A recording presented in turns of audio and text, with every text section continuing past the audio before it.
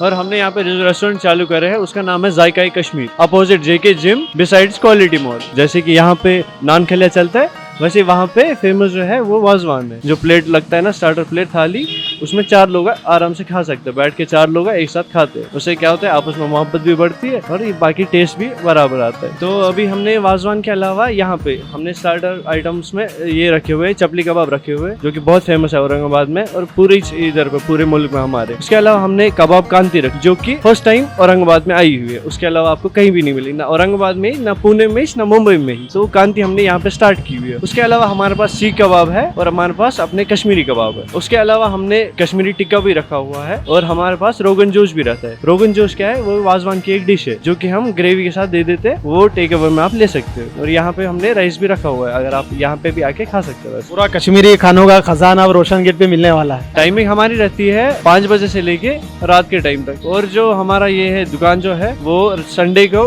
वाजवान हम प्रोवाइड करते हैं, ओनली संडेज को, तो वो प्री ऑर्डर रहता है। जी, हमारा नाम सुमैद वानी है